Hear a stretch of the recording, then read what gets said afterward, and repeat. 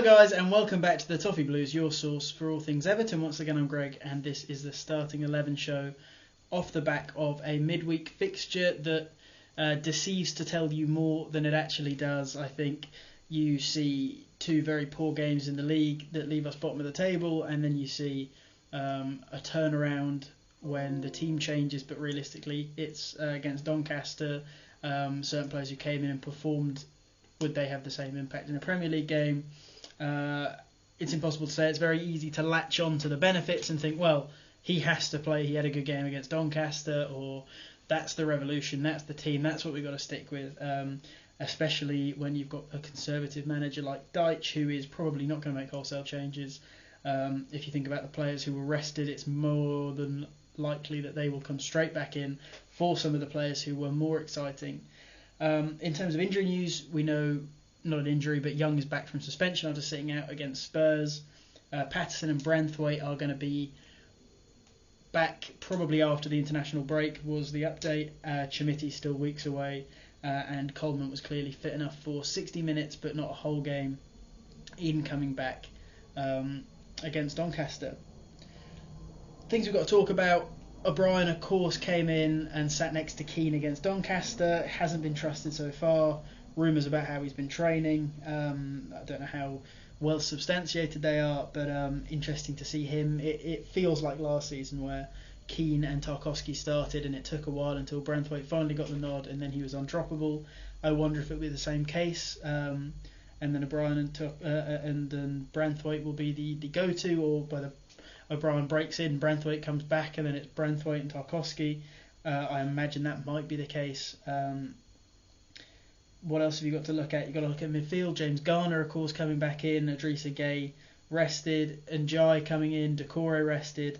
Then one that is probably more relevant to people at the moment is the big Beto versus DCL debate. DCL, of course, not done anything so far, really. Has not looked interested, really. Beto has scored and has shown willing and passion, but he scored against Doncaster after missing one or two clear-cut opportunities. So is that the answer, or is that just another false dawn? Pickford in goal. Let's start there because that's obvious. I think we see Mykolenko at left back. I think Tarkowski is nailed on to be one of the centre backs. So Keane or O'Brien is our first question. I'm going to go brave here and say O'Brien. I think he outplayed Keane against Doncaster, and that's the only way you can really compare them with each other. Then I think that does mean my excitement is over, and I think Young probably comes back in at fullback. Coleman, he's going to want someone that can play an entire game if possible, and I'm reckoning Coleman's a week or so away from that yet. The first name I wrote down after Pickford was Zero Bunam.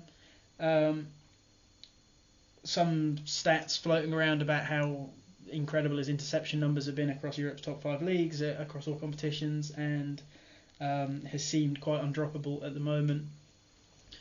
Some saying that the logic of any new signing in midfield would be to bring the most out of him. That's Mangala that I'm talking about specifically. Then is it Garner or Idrissa Gueye? I think he reverts back to Idrissa there. He's not going to want to ship many more goals. I think that's quite a sturdy midfield. But where that does allow for some change is perhaps Decore doesn't come straight back in.